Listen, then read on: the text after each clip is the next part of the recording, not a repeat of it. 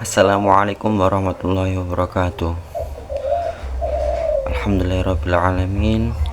Perkenalkan, kami dari kelompok 7 akan mempresentasikan tentang munasabah Quran Surat Al-Kahfi ayat 83 dengan ayat-ayat sebelumnya. Sebelumnya perkenalkan, nama saya Bagi Zakin Abdel. Akan memulai presentasi ini dengan pembahasan Quran Surat Al-Kahfi ayat 83 sampai 98. A'udzu billahi minasyaitonir rajim. Bismillahirrahmanirrahim. Wa yas'alunaka 'anil qarnain. Qul sa'atlu 'alaikum minhu dzikra.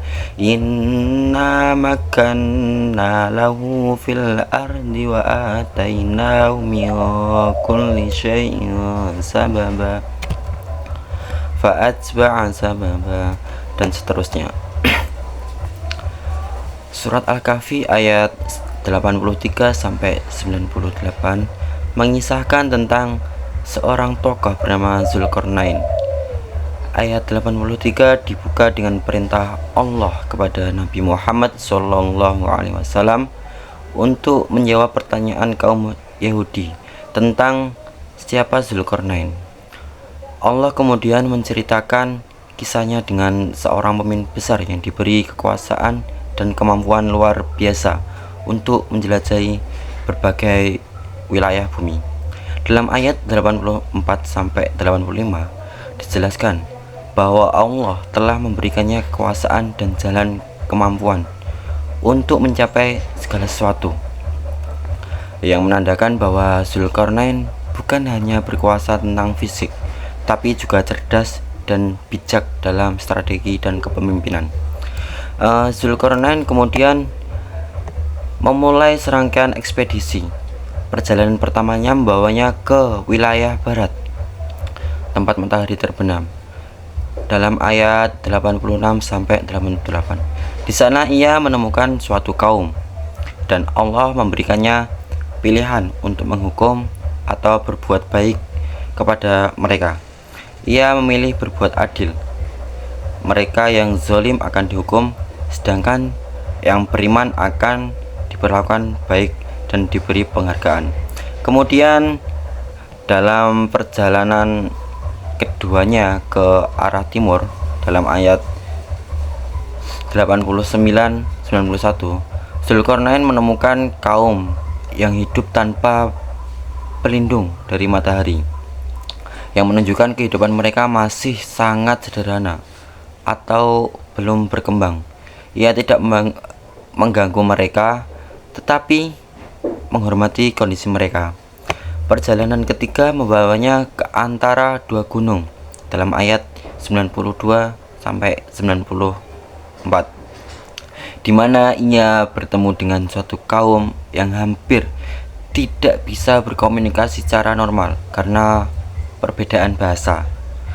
Kaum ini meminta bantuan Zulkarnain untuk melindungi mereka dari Ya'juj dan Ma'juj, dua kelompok perusak yang menyebabkan kerusakan besar di bumi. Mereka bahkan menawarkan upah, tapi Zulkarnain menolaknya karena ia merasa apa yang Allah anugerahkan kepadanya jauh lebih berharga. Sebagai gantinya, ia meminta bantuan tenaga mereka untuk membangun tembok penghalang dari besi dan tembaga di dalam ayat 95-96. Tembok ini dibangun dengan sangat kuat sehingga Ya'juj dan Ma'juj tidak dapat mendakinya dan atau melubanginya. Dalam surat Al-Kahfi ayat 97. Setelah pembangunan selesai, Zulkarnain tidak sombong. Ia menyatakan bahwa tembok itu adalah rahmat dari Allah, dan suatu kelak ketika janji Allah tiba, tembok itu akan hancur. Ini menjadi peringatan bahwa sebesar apapun kekuatan manusia, semuanya tetap tunduk pada kehendak Allah. Ayat ini juga mengisyaratkan peristiwa akhir zaman, di mana Ya'juj dan Ma'juj akan kembali muncul sebagai bagian dari fitnah besar sebelum kiamat. Dari kisah ini kita dapat mengambil banyak pelajaran. Pertama, yaitu kekuasaan adalah amanah yang harus dijalankan dengan adil dan bertanggung jawab. Yang kedua, seorang pemimpin sejati tidak ragus terhadap imbalan duniawi. Ketiga, Zulkarnain menunjukkan bahwa keadilan dan perlindungan terhadap rakyat adalah prioritas utama. Keempat, penggunaan ilmu pengetahuan dan teknologi juga tampak dari cara ia membangun tembok yang kokoh. Dan yang terakhir, semua keberhasilan manusia pada akhirnya bergantung pada izin dan kehendak Allah. Assalamualaikum warahmatullahi wabarakatuh. Perkenalkan, nama saya Muhammad Nofraldi Al-Haq. Di sini saya akan menjelaskan munasabah dari ayat sebelumnya, yakni sebelum ayat 83 surat Al-Kahfi. Ya, ini mulai dari ayat 60 yang berbunyi, A'udzubillahi minasyaitonirrajim, Bismillahirrahmanirrahim. Wa idh qala Musa lil fatahu la abrahu hatta ablugha majma'al bahraini aw amdiya huquba. Artinya, ketika Musa berkata kepada pembantunya, aku tidak berhenti berjalan sebelum sampai ke tujuan atau pertemuan dua laut, sebelum sampai ke pertemuan dua laut. Nabi Musa akan berjalan terus walau bertahun-tahun. Nah, dimulai dari ayat ini menjelaskan atau menceritakan dalam kisah Nabi Musa dan Nabi Khidir. Yakni Nabi Musa ini tahu sendiri, Nabi Musa alaihissalam seorang nabi yang ingin menambah ilmu dengan belajar kepada seorang hamba Allah yang diberi ilmu laduni. Siapa itu? Nabi Khidir. Nah, Nabi Musa ingin belajar ilmu kepada Nabi Khidir. Dalam perjalanan, Nabi Musa tidak sabar ketika Nabi Khidir melakukan hal-hal aneh. Nabi Musa tidak sabar. Lah, sebelumnya Nabi Musa bilang gini, kalau ada orang yang sabar, itulah aku, begitu.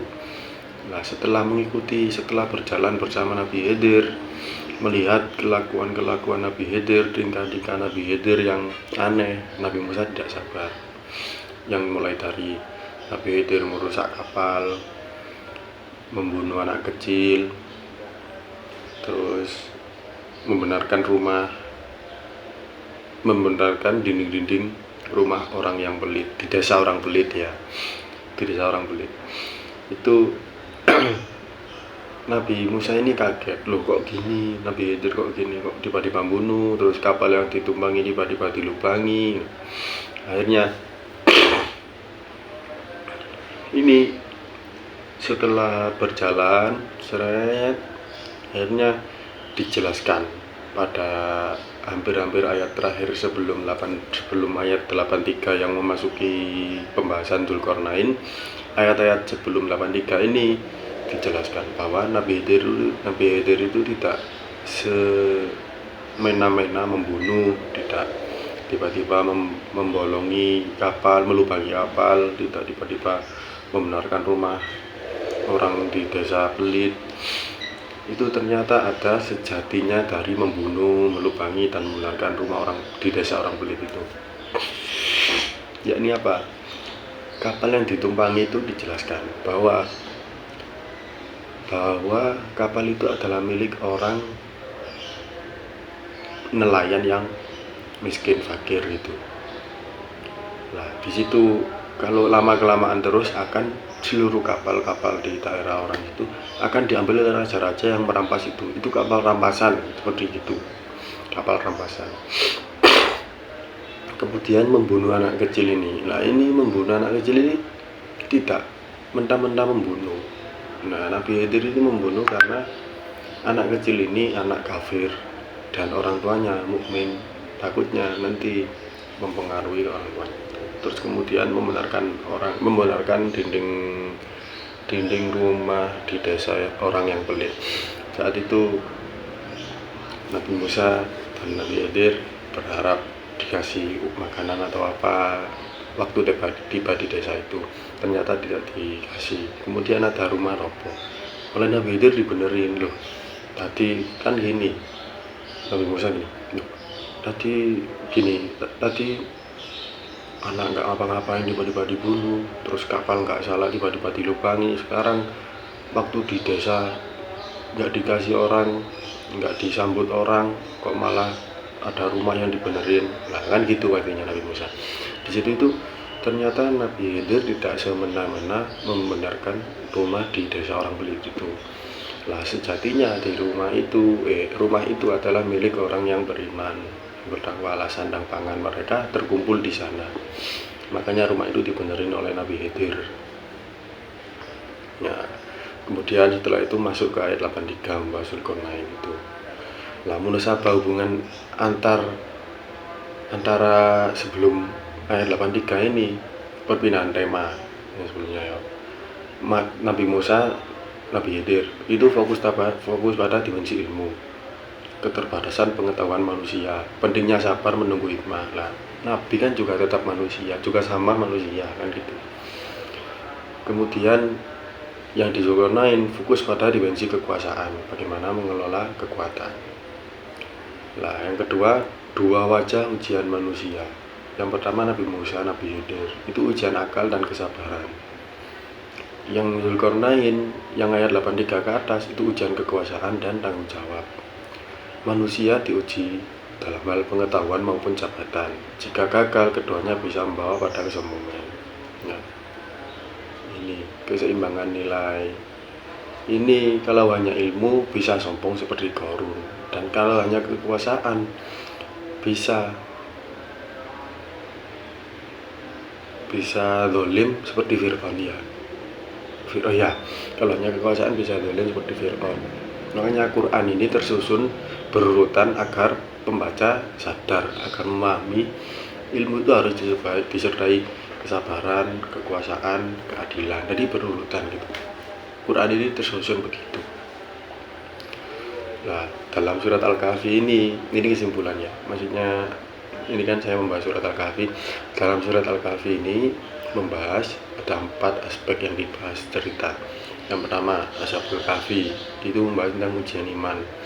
Yang kedua, pemilik kebun itu ujian harta. Yang ketiga ini yang saya ceritakan tadi, Nabi Musa dan Nabi Khidir itu ujian ilmu. Dan yang keempat yang setelah itu tadi yang Nabi Musa Nabi Khidir itu yang sebelum ayat 83. Nah, yang ayat 83 sampai seterusnya itu membahas Zulkarnain tentang ujian kekuasaan. Mungkin itu saja munasabah dari ayat sebelumnya. Terima kasih. Wassalamualaikum warahmatullahi wabarakatuh. Baik, selanjutnya saya akan menjelaskan tentang hikmah munasabah surat Al-Kahfi ayat 83 hingga 98 dengan ayat-ayat sebelumnya. Yakni kedua kisah tersebut saling melengkapi. Yang pertama ada kisah Nabi Musa dan juga Nabi Khidir itu yang membahas tentang keluasan ilmu, dan juga yang kedua ada kisah dari Zulkarnain yang membahas tentang kekuasaan.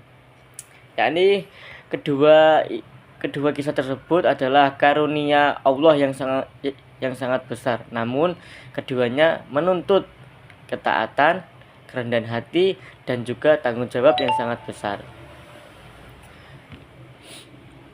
Allah hendak mengajarkan bahwa ilmu tanpa adanya bimbingan Allah itu bisa menjerumuskan kita ke dalam hal-hal yang kurang baik.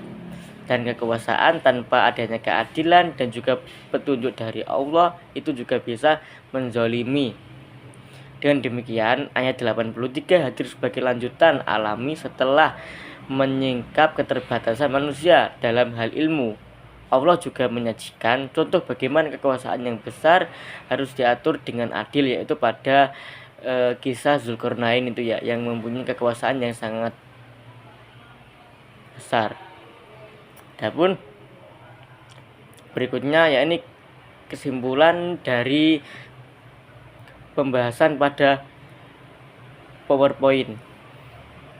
Kisah Zulkarnain dalam Quran surah Al-Kahfi ayat 83 hingga 98 itu berisi tentang pelajaran bagaimana kekuasaan yang besar harus dijalankan dengan adil, melindungi yang lemah, dan juga tetap tunduk kepada Allah Subhanahu wa Ta'ala, yang menunjukkan teladan seorang pemimpin yang tidak sombong meskipun diberi kemampuan luar biasa, bahkan mengakui bahwa segala keberhasilan hanya dengan izin Allah atau segala kemenangan hanya dengan bantuan Allah.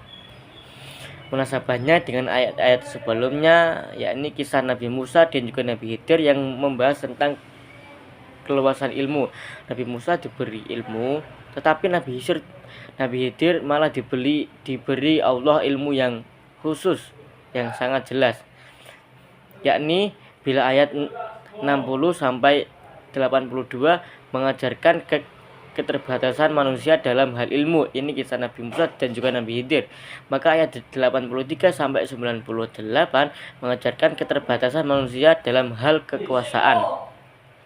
Keduanya saling melengkapi sebagai peringatan bahwa ilmu, harta, dan kekuasaan hanyalah amanah serta ujian dari Allah Subhanahu wa Ta'ala yang harus diiringi dengan kerendahan hati, keimanan, dan juga ketaatan kepadanya.